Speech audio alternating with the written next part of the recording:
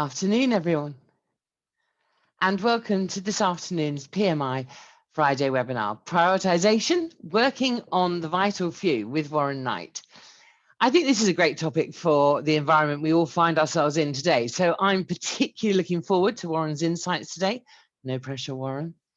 I'm Susanna Clark, and I'm going to be facilitating the session today. So that includes running the Q&A desk and the chat. You can find both of those buttons on your Zoom control panel.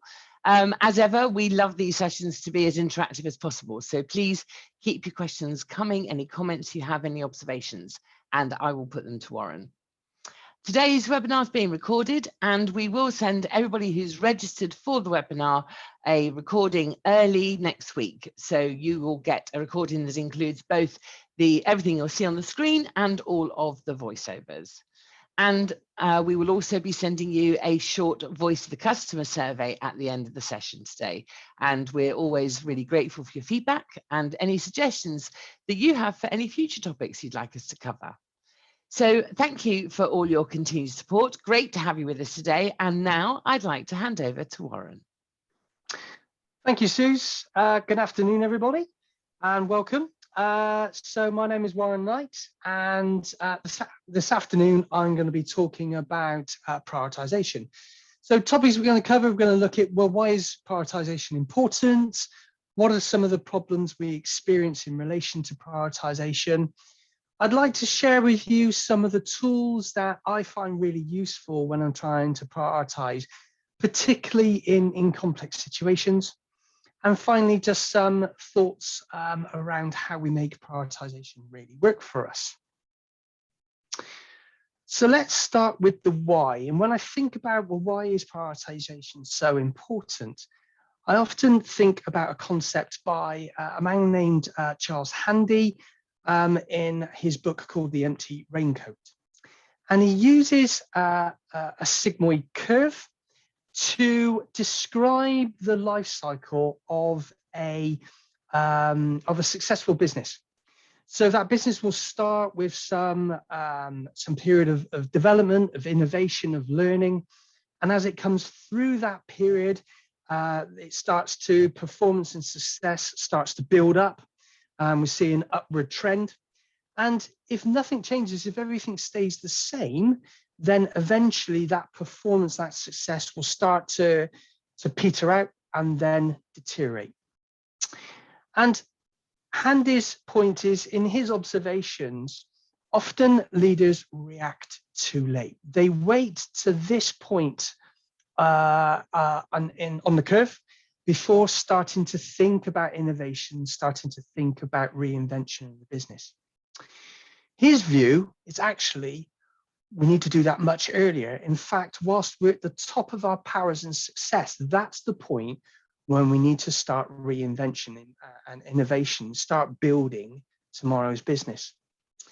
And for me, that's always struck a chord around, I've always felt that when you think about strategy, when you think about improvement, actually there are two businesses that coexist.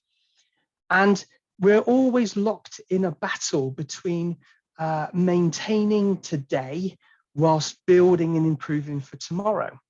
And of course, we have limited resources, and those resources are not able to cope with all of the requirements of business as usual, as well as all the strategic and innovation needs. So prioritization is essential to ensure that what we're doing is we're maximizing the effect of those limited resources. And so therefore, for me, prioritization is absolutely a fundamental aspect of continuous improvement.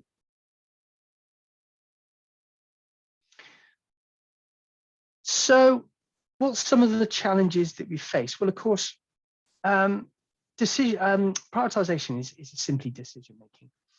And there are a couple of forces that influence our decision making. One is, of course, logic, but actually much research suggests that a large majority of the influence on our decisions is actually our intuition and emotion. So our intuition being our experiences and how we view the world.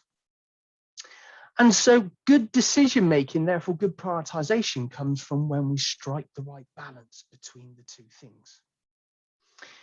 And and there are many barriers and issues that can get in the way of making good decisions, both on the logic side and the intuition side.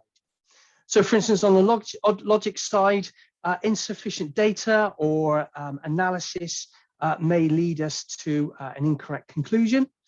On the emotional and intuition side, sometimes our emotions will get the better of us. So a good example of that is when we perceive an activity to be extremely challenging and difficult to accomplish, even though it's important and a priority, we may deprioritize it. We may put it into the too hard to do basket. Making the right decisions is not the only challenge. Actually, I would suggest, in my experience, the bigger challenge is around, actually, once you have those priorities, is sharing and communicating them, getting people aligned and committed to those priorities. That's incredibly important because, of course, organizations are systems. There are many voices, many viewpoints. And actually, if we're to work effectively as an organizational system, we have to be working together to a common aim, or in this case, some priorities. What I notice is when those sort of central fundamental priorities are missing in the organization or unclear, that vacuum, if you like, is filled by local priorities. And then these local priorities start to compete for the available resources, typically in an unstructured and uncoordinated fashion.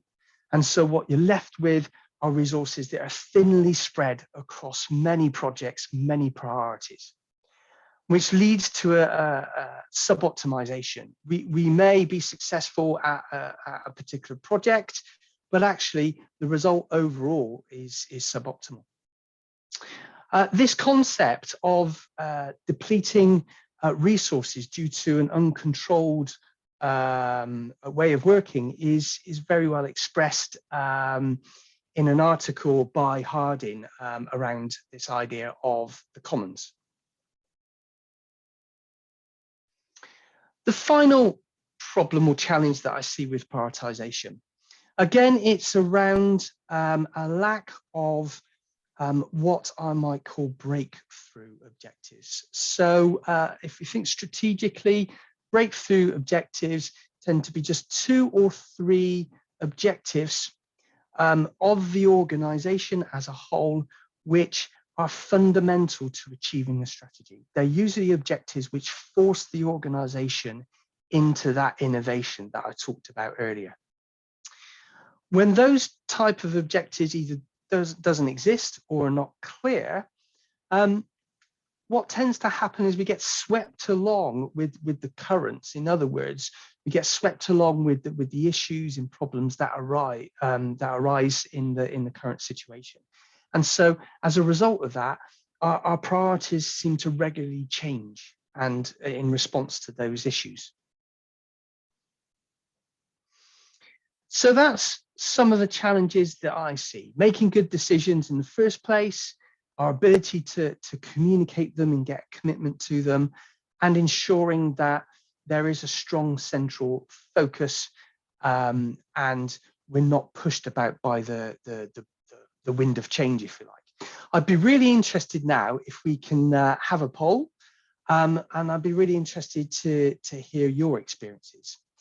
So the question is, so the priorities for both my area, so my department, my function, and the organization overall, okay, are either clearly aligned and defined, both overall and in my area, clearly defined in my area, but not overall, defined, but regularly change, as I just suggested, or the priorities are simply not clear. So from that polling sort, I can see some of you have already started to cast your votes. Thank you very much. Do keep going with that.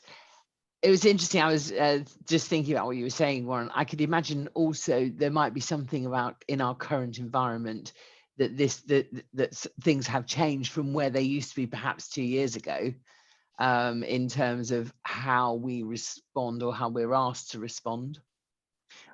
Absolutely. I mean, obviously, you know, when COVID struck, we had to offload whatever priorities we Sure. had and regenerate a new set. However, I think is a much more systemic issue that, and you know, I've been in this game a long time, and you know, I've seen this kind of thing in a lot of organizations, you know, Yeah, very much pre-COVID. But yeah, I agree. I agree.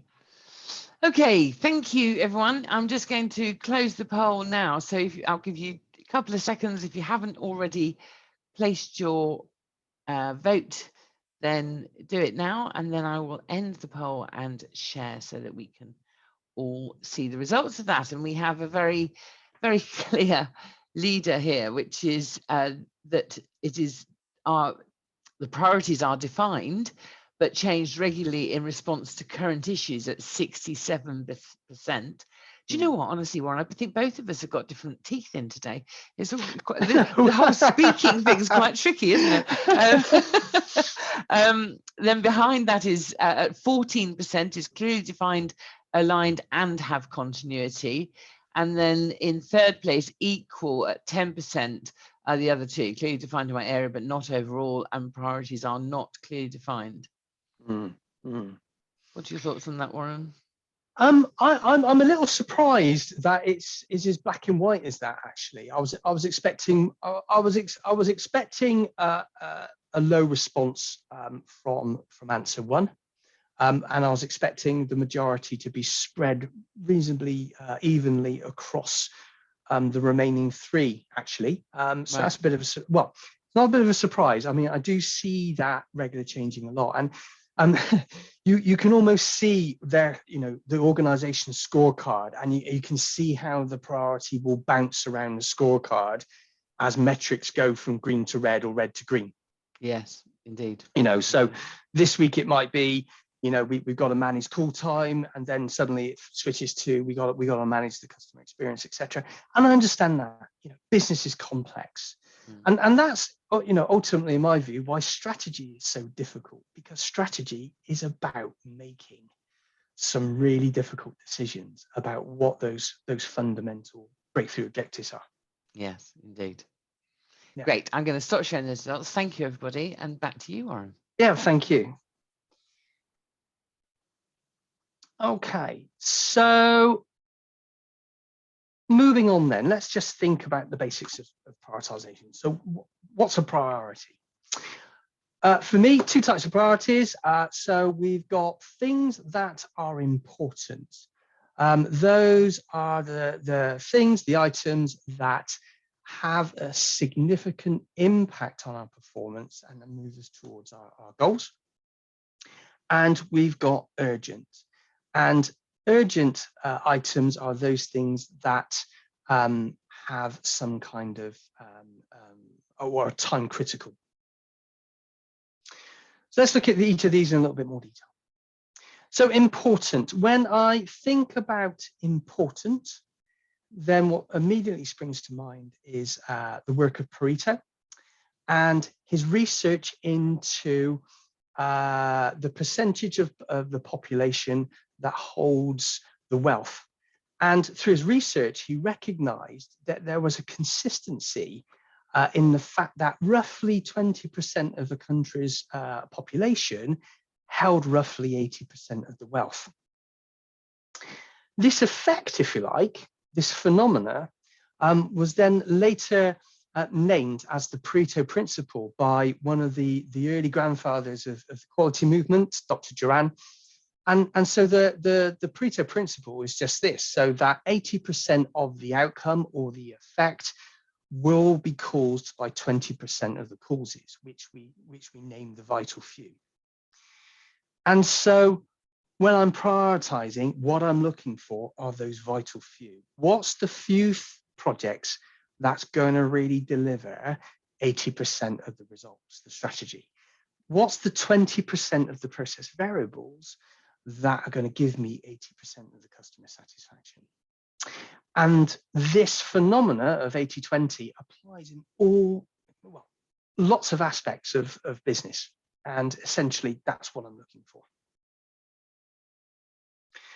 As far as urgent is concerned, so this is about time critical factors, which could be related to a problem that's occurring, or it could be related to delivering some kind of activity or outcome by a given deadline. Urgent, interestingly, doesn't necessarily have to be really impactful, okay, because it's about its time sensitivity. So it could have a large impact, it could have a small impact. Indeed, it could also be closely related to your goals or not. But whenever I'm faced with something which is inverted commas urgent, then two questions pop to mind. The first one is, okay, it's urgent, but is this something that we could have foreseen or is unforeseeable? Because if it's predictable, if we could have seen it coming, then really it's not urgent. We should have planned for that. And there's something in there where there may be an improvement opportunity. The other question I always ask myself is, how real is the deadline? Now, if the deadline is we've got to get this new product or service to market before our competitors do, that for me is a real deadline. Or if we've got to make changes to be compliant with new regulation, which is coming in, I don't know, the 1st of January, again, that's a real deadline. But in my experience, lots of deadlines are arbitrary. They're lines in the sand in order to, for want of a better word, encourage action. And so when I'm presented with something which is urgent, I always ask the question, well, in truth, really, how real is the deadline, and therefore, how urgent is it really? And this is kind of one of the points that is played out in Eisenhower's principle. So the Eisenhower's Matrix, you may be aware of this one. It's commonplace. If you Google sort of prioritizing, then or prioritization, the matrix will appear in many different forms. But essentially, this idea of Eisenhower's looking at time management and the play between important and urgent. His thoughts are, if it's both important and urgent, obviously you need to do it now. If it's important but not urgent, which is often where our improvement work sits, our strategy, our improvement work, is not something we necessarily have to deliver today, but is really important in building tomorrow's business. Those are the things that we need to really schedule time for. We need to manage our time around. And then when we get to the bottom of the model, it's about, well, how can we push back on those things, because they're either they're unimportant and they're either urgent or not urgent. I think as far as prioritization is concerned, is a good starting point as a tool or a way of thinking about priorities. It's commonly expressed at a personal level, so it's something we can all use personally in our daily work. I suppose you can escalate it and think about it from an organizational perspective. However, it doesn't quite give me the full picture. So it is very much focused upon activities, and I think there are other things that need to be prioritized, and I'll talk about that in a second. It doesn't give you any methods or help in going back to good decision making in terms of identifying truly what is important or what is urgent.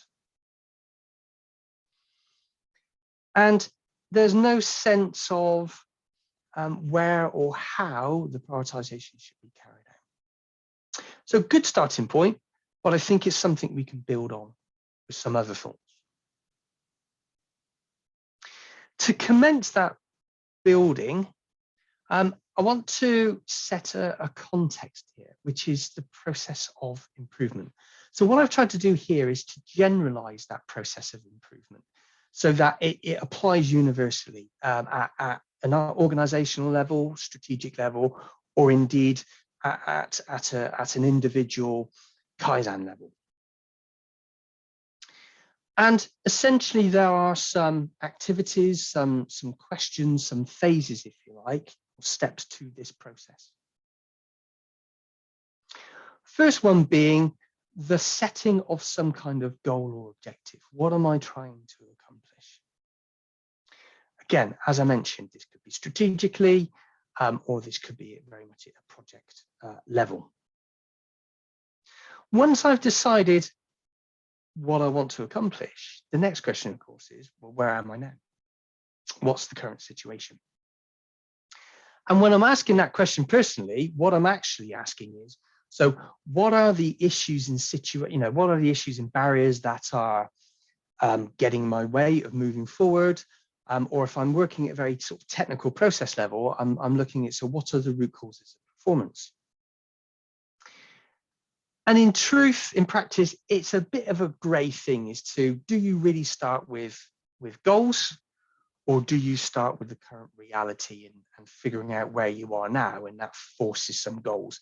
Either way, I think, it's cyclical.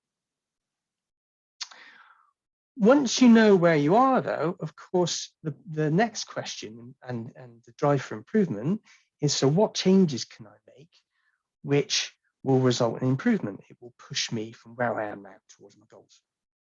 Again, at strategic level, this might be what projects might move us forward. If I'm already in a project, then it's what solutions might help me, what changes to my process. The final question that completes the cycle is then, so how am I going to deliver those changes? As I said, at this level and sort of generalized, it's a universal approach to improvement. It happens at all levels, breadth and depth of the organization, and importantly, actually needs to be interconnected. We'll talk a little bit more about that later. And picking up on the point about Eisenhower's matrix focusing on activities, actually, for me, we need to be prioritizing as part of asking all of these 4 questions. So prioritization relates to goals as much as it relates to activities, solutions, issues, etc., etc., etc. Which means for me, actually, prioritization is a fundamental part of the improvement process.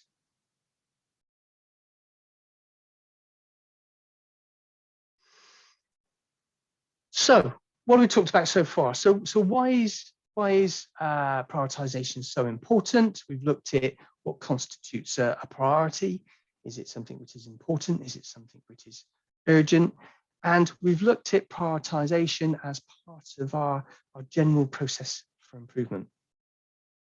What I'd like to do now is to, as I mentioned earlier, is to share some tools that I find really useful in my own practice. And I'm going to give you an overview of them, and you may want to research them further if you've never come across them.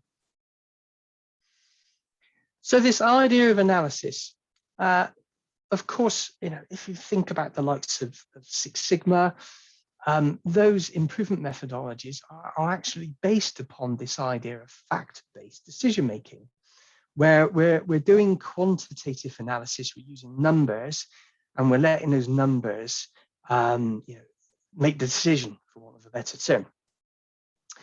Even here, as I said, I mentioned the Pareto Principle earlier, and Pareto analysis is one of those types of tools and one of those types of analysis, and actually is one of the 7 traditional quality tools. I'm not going to go there actually today. Where I want to go is to look at tools that are much more on the qualitative side. They're tools that help actually to harness our intuition rather than to replace it or remove it. They are also tools that really help and encourage collaboration and consensus decision making. And going back to what I mentioned before in terms of the commons phenomenon, we do need to get aligned. We do need to get a commitment to those priorities. And the final point I'm going to make before I actually start to show you some of these tools is this idea that actually they're universally applicable. I can apply them and commonly apply them throughout the process of improvement. So the first tool on the list is pairwise comparisons.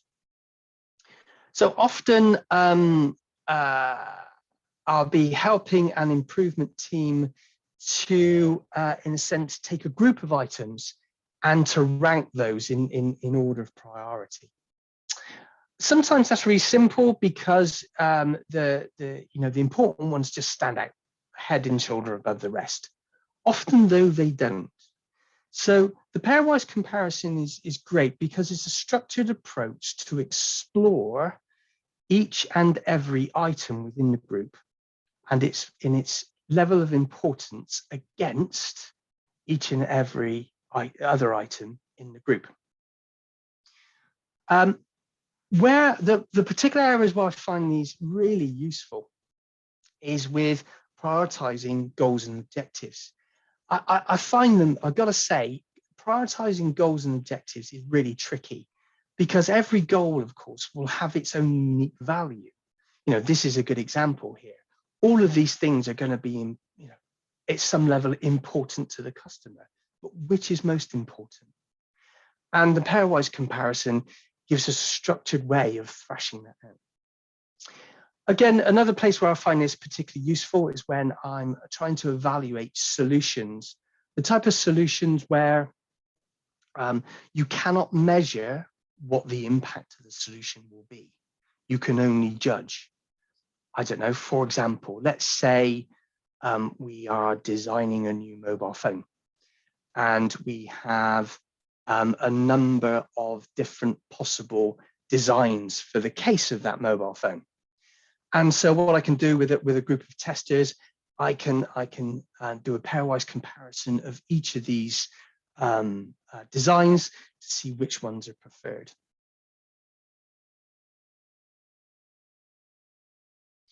Please shout out if you've got any comments or questions. Keep Susie working. Thanks, Warren. I know it's Friday afternoon. Actually, you had a really nice observation based on Vasco's experience. Vasco's on the webinar today, but he's also one of our MBB delegates. And he was saying about the Eisenhower Matrix that in his experience in a manufacturing and production environment, he finds there's a gap between the more senior level, the strategic goals of the organization, and the prioritization that happens at the levels below. Because when engineers are pressed to keep their production running and keep their quality high, then in his experience, the Eisenhower Matrix is almost inverted, relative to what the top level believe is urgent and important. And I thought that was quite an interesting observation. Yeah, an excellent one. Yes, indeed. Thank you very much for that. And maybe I'll touch on that later on in terms of the type and quality of conversations we're having when we're making decisions about priorities. Yeah, great point. So thank you for that. Yeah, keep them coming, please. Second tool on the list, this is one which is always in my back pocket, and have used this to great effect on many occasions. Called it Interrelationship Diagraph, and there's another part of the tool which is called an ID sequence, and it's two things combined what you're looking at here. And in my strategic work, I use these often. I also use them when faced with a complex situation. So think about any type of fuzzy problem which is complex, involves lots of factors, lots of issues, in other words, lots of moving parts, and there's lots of connections between those things. And again, it's a pairwise comparison tool, but this time is a very specific question. So you're looking at each factor or each issue, and you're asking the question, is there a cause and effect relationship between those two factors or issues? And if so, which one's the cause, which one's the effect?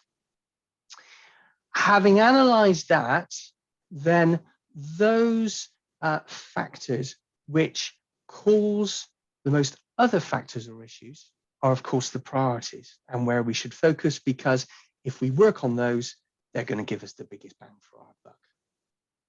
Suze. Well, I just wanted to say, Warren, I've used this a lot in situations, particularly when with clients, there have been a lot of ideas on the table. And then in the room, what you find is that people have different perspectives on where we should start. And it's the where we should start question that starts to, create a bit of spirit in the room. People have some strong opinions. And what this tool or set of tools does is it gives you the evidence. It gives you fact. Because as a group, you've worked out that question of what's driving what and what's driven.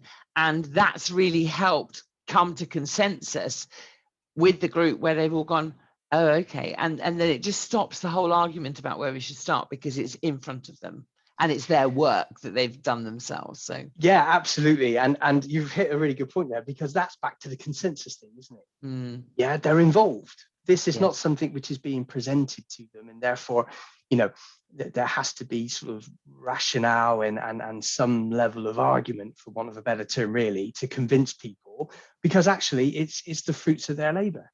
Yeah, absolutely. No, I agree. And the other thing which just made me thought about, Suze, is, and of course, the reason why people are picking different things as being important in this kind of situation is because we all have different filters, got different experiences. We see the world differently, and so we value different things. Okay, but this is giving us a logical, it's about harnessing that intuition, and it's giving us a logical pathway through these things.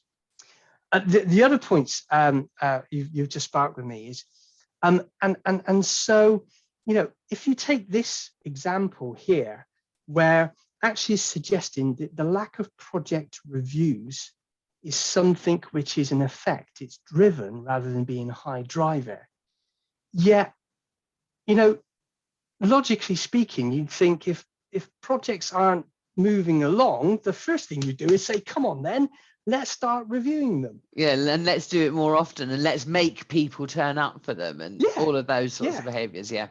When actually the fundamental issue, the driver, is not there. We need to go upstream to what's our thinking and mindset, which is driving those reviews not to happen. So fascinating. Yeah. And one more before I move on, because you sparked so many thoughts in my head now. So thank you. You're for welcome that. anytime, Warren. Is I don't know about you, Suze, but often when I'm working with management on a strategy, we come up with lots of projects. Often those projects are interconnected, they're interrelated. So this helps us just to figure out which projects do we need to start with, because if we start fixing these things, then they're going to have a chain reaction and start to have a knock-on effect. 100% agree, because actually, again, once you've got this sequence, sometimes you find that the things that are downstream you don't even need to do, because they'll have been done naturally because we've got the prioritization right. Completely agree. Yeah. So the next time you hear comments like, we need to change the strategy, that's we need to change the culture, that's the starting point. Probably if you do one of these things, you'll find that culture is very much downstream, and we need to start with other things to make that happen. Thanks, Suze. Pleasure. Thank you. Great. So on to my third tool. And again, there's lots of different versions of this, but basically criteria-based decision making. Let me give you an example. I often see, so when organizations are prioritizing projects, for example, they'll prioritize them from one viewpoint, which is often, so what's the financial benefits? Okay, that's one way of looking at what's important. But what you're missing are other dimensions that could be equally important. So what's the impact of the project on customer satisfaction? What's the likelihood of actually delivering the project in the first place? What's the likelihood of sustaining the change? So when we start to take a number of dimensions, it gives us a much richer picture around what really is important, and therefore what should we invest our time working on.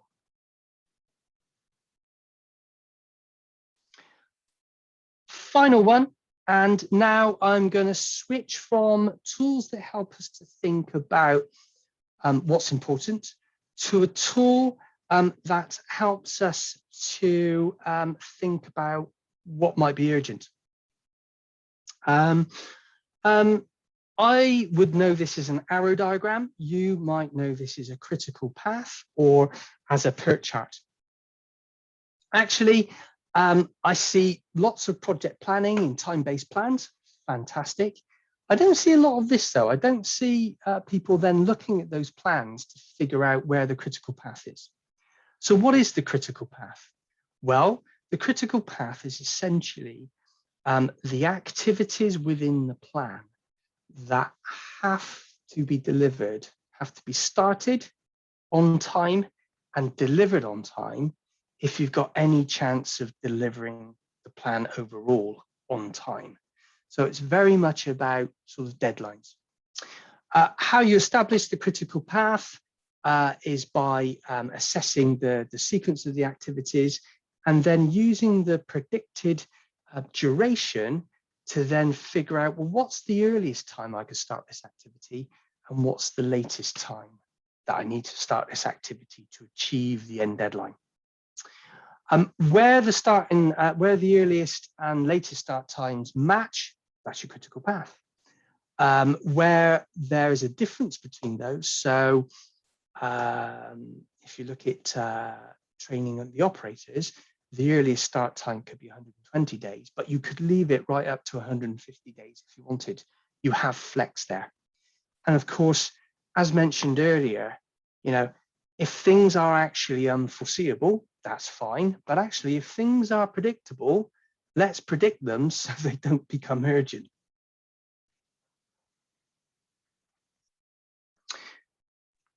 Oh, that was good timing. Susan. Yeah, just before you move on, a couple of, again, comments in the chat. Susan was talking about the Eisenhower Matrix again. So she was saying that she uses it to prioritize her tasks so she can plan her week. And then it also becomes a record of completed tasks rather than a sort of to-do list that never gets done, and therefore enables her to prioritize tasks so the important stuff does get done. And she doesn't deprioritize the difficult stuff in preference to easy tasks, which I think, we've all been guilty of that from time to time, haven't we? Haven't we just? Yeah, which is another sort of emotional thing that can get in the way of clarity of decision making. Absolutely. Because it makes us feel as though we've made progress, doesn't it? Of course. Yes. So indeed. I'm really pleased to see or hear that people are making good use of the Eisenhower Matrix, and I don't want to it is a great tool, and as the suggestions show that it's great for personal prioritization and particularly time management, and that's a good point to sort of bring that in. So for me, there's a relationship. Okay, a cycle between prioritization and time management. They're two sides of a coin. Okay, we need to prioritize in order to manage our time effectively, but then we need to manage our time to ensure that we deliver our priorities. And as a good example of using the Eisenhower Matrix to do just that, to be disciplined with your time and to say, actually, I'm just not going to keep responding to the things that are urgent. I'm going to carve out some time to deal with those things that are actually important, not urgent, those things that are actually going to lead to the improvement in innovation. I agree. And then I've got a question from Vasco who says, so on your previous slide, so the critical path arrow diagram, the question is, does it work with parallel activities as well as with sequential activities? Yes, indeed. So what I've tried to do here is to, obviously it's very simplified, So these tasks here, so train the operators and produce the marketing materials, actually can be done in parallel. And so depending upon the predicted duration of each activity gives you some sense of where do I have flexibility. And so if I was project managing this deliverable here, I'd be looking at it and saying, well, okay, my critical path is my marketing materials, so I need to make sure that I'm delivering that. But I got a bit of flex here with my training operators, so therefore, priority-wise, I can defer that for a little while. I can make sure that I'm using my priority, my resource on the marketing materials, and then flip over. So absolutely, the starting point. So I'll try and answer the question now. So the starting point absolutely is to look at all your activities, and then really challenge yourself to say what ones definitely have to be in sequence. And in a sense, a bit of that interrelationship diagraph kind of thinking comes into it. Okay, and what can be done in parallel. The more you can do in parallel, the better, because what you're doing is obviously you're compressing your overall time. I mean, I use this on projects, but I've used this as well to great effect looking at setup times. Okay, to look at, so if you've got a complex process to set up, what sort of the activities, what can I do in parallel, what needs to be done in sequence, where's a critical path, works a treat. Brilliant. Super. Thanks, Warren. And so thanks if I everyone for your questions. hopefully I've answered the question. Yes, I think you have. Great. Right. So making prioritization work for you. I'm going to go back to the point I made about commitment, clarity of priorities, and getting that commitment. It's so incredibly important. So as the title here suggests, prioritization really, particularly in an improvement perspective. Okay, so from an improvement perspective, ad hoc prioritization and autocratic decision making. This is not the time for that. What it is the time for is consensus type decision making. So if we're really to be effective in our innovation and improvements, if we're really to get people behind the changes that we want to make, then we need to involve all the stakeholders appropriately in exploring the situation, being part of that process of improvement, and making those priorities. That's not to say that the entire organization needs to be in one meeting. Obviously, that needs to be appropriate. There's some cascading involved, but we need to involve people, because it's only through that involvement, so that you see that little graph there, that regression analysis there. So if you think about involvement being on the x-axis, and we've got commitment on the y-axis, the more we involve people, the more they understand, the more they feel ownership for those priorities, the more they'll be committed to delivering them, rather than filling the space with what's important to them personally. It's also building upon that, making sure, again, that we have some priorities for the organization as a whole. We have priorities at the local level, and those you can see a line of direction through them. Okay, they're aligned, okay, and they work together rather than work against each other, as we had the example earlier, where the Eisenhower Matrix was sort of being reversed. Okay, so we want to go from this, we're all working in different directions, to we're all working in the same direction. And for me, that means, again, we don't just do this on, when we feel like it.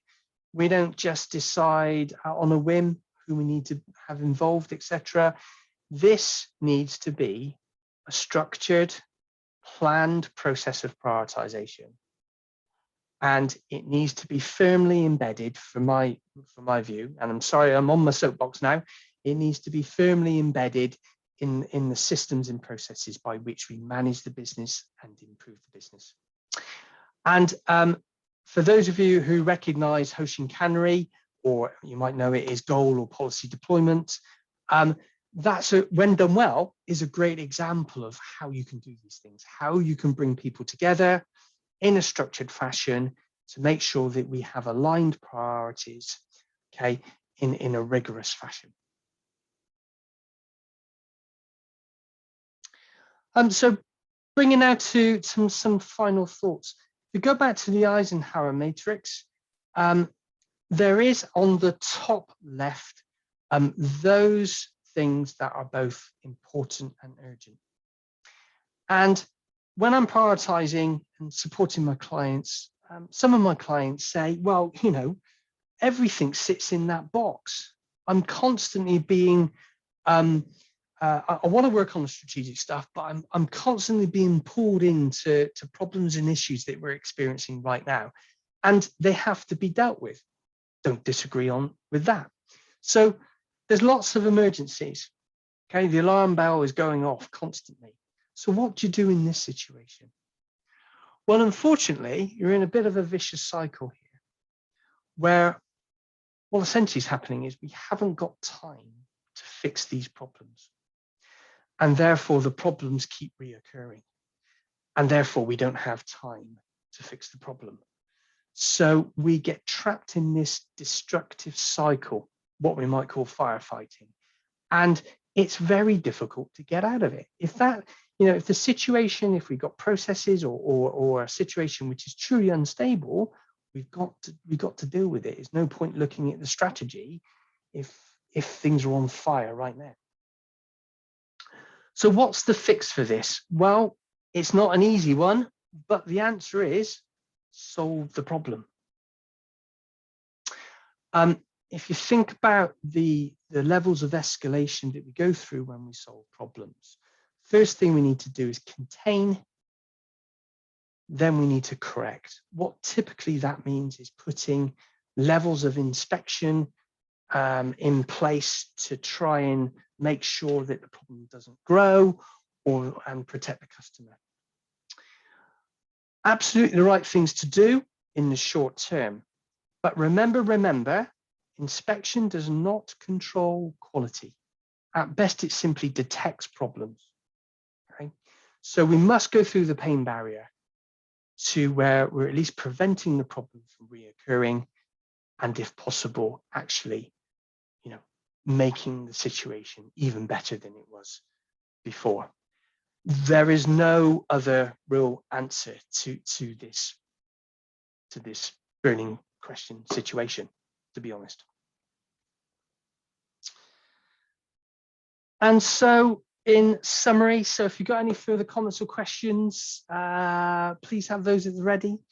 So let me just summarize some of the key points that I think I've covered today.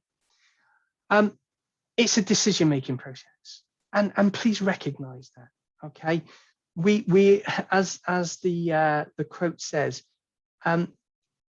actually we're not driven by logic, and so let's recognize that, and let's balance our quantitative analysis with analysis that really helps us to explore our intuition and use that to full effect to make good decisions.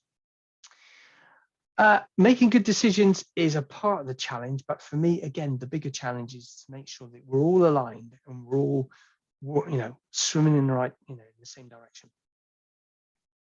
Talked a little bit about that idea of time management and priorities being bedfellows, and actually we need to do both. There's no point having really clear priorities if we don't then have the discipline to make the time available to carry out those things.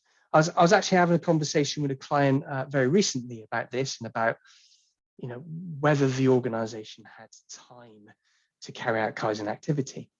And one manager reflected and said, well, we allow people to take vacation and the organization doesn't fall over, so maybe we can allow people to do Kaizen activity, and the same would apply. We have to have a process for doing this, and it needs to be based upon consensus, and it needs to be fully integrated in the way that we just manage the business. And finally, back to my very first slide, in this idea of managing two businesses at the same time. Prioritization is essential, as well as time management. And if we don't work hard at those things, because they're not easy, they're difficult, but that means we need to work even harder at them. Because if we don't, then tomorrow's business may never arrive.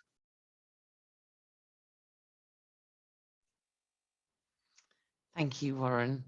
So at the moment, we don't have any other questions in the Q&A or the chat. If you have anything that you'd like to ask before we finish, please do post those now. Just before we do finish, there's a couple of things that I just wanted to say to everybody. We've been running our PMI Friday webinar series for 15 months now. And in that time, we've had thousands of clients and contacts who've registered for all of our free webinars, of which this is the 58th. I can't thank you enough, really, for your support, and also a huge thank you to all of our consultants, because I know the time, effort, research that you guys have all put into producing our webinars each week. So I wanted to say a big thank you to all of you as well. So we've taken a decision that both our webinar series and our consultants are going to have a bit of a break, and they're going to be breaking through July and August. But because I am very keen and creative myself at times with new topics, we've got a whole new series starting at the beginning of September. So we are looking forward to welcoming everybody back in September, and you'll be seeing the announcements for our new schedule during August, and you'll be able to start booking into the webinars that you're interested in. As part of this journey, we've been completely overwhelmed by all of the positive feedback that you've all shared with us. And, I'd like to say a big thank you to everybody for your participation, for the questions you've asked, for the comments that you've had, the feedback that you've given us, and also all the suggestions for topics that you want us to cover. And of course, on that note, you're going to be seeing our Voice the Customer survey. It will be arriving with you shortly. Please do take the time to fill it in. We really appreciate your feedback. I've got one comment in the I've got a couple of comments in the chat. One from the lovely Dennis Cromentine Marsh, who says, do you have a matrix that balances things between important, urgent and fun? No surprise there. However, as he's absolutely right, fun often leads to new discoveries. I mean, Dennis, just working with Warren's always fun, I would say. And Susan, thank you very much for your comments. We're delighted to be able to organise these, and I'm really glad that you find the recording useful. So the recordings are always posted on our website underneath the webinars option on our website, and they can be shared. So please, use them yourself, share them with others. But that brings us to the end of today's webinar, and I'd like to say a huge thank you on behalf of PMI, on behalf of Warren and myself. It's been great to see you all today. Thank you for joining us. We're going to see you again in September, but do get in touch if you've got any questions. Do have a very safe and happy and relaxing weekend, everyone. Thank you very much. Great stuff. Thank you.